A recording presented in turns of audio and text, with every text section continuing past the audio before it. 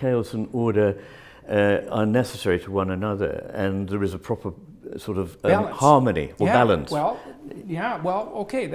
I think that's as deep a question as you could possibly ask, I would say, in some sense. I mean, I would say there's a central theological issue there, and the issue there is in Genesis, the proper environment of humanity is construed as a garden. Yes. And so I see that as the optimal balance of chaos and order, because nature flourishes and is prolific and is chaotic. Yes. And then if you add harmony to that, you have a garden. Yes. So you live in the garden, you're supposed to tend the garden. Okay, so now the garden is created, it's a walled space, because Eden is a walled space. It's paradisa, it's a walled garden. That's it. Now the thing is, as soon as you make a wall, you try to keep what's outside out. But you can't, because the boundaries between things are permeable. So if you're going to have reality and you're going to have a bounded space, you're going to have a snake in the garden. Yes.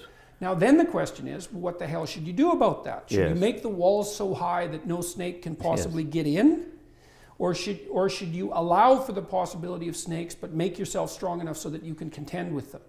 Yes. And I think there's an answer there that goes deep to the question of even maybe why, theological question of why God allowed evil to exist in the world. I agree with you. It's like, well, do you make people safe or strong? And strong is better. And safe might not be commensurate with being. Like, it might not be possible to exist and to be safe. Well, our existence is predicated on the fact that we die, so it's never safe. Well, it's certainly bounded, right? Yes. And it's inevitably wrapped up with that sort of finitude. Yes. So there's a lovely, lovely Jewish idea, an ancient idea. It's one of the most profound ideas I've ever come across. And so it's a kind of a Zen koan, and here it is that, so it's a question about the classic attributes of God, omniscient, omnipresent, and omnipotent. What does a being with those three attributes lack? I think, well, what kind of question is that? And the answer is limitation. Yeah. And the second answer is that's the justification for being. Is that the unlimited lacks the limited. Exactly. And so the limited is us. For anything to come into existence, there needs to be an element of resistance. And so things are never predicated on one pole of what is always a dipole. Right.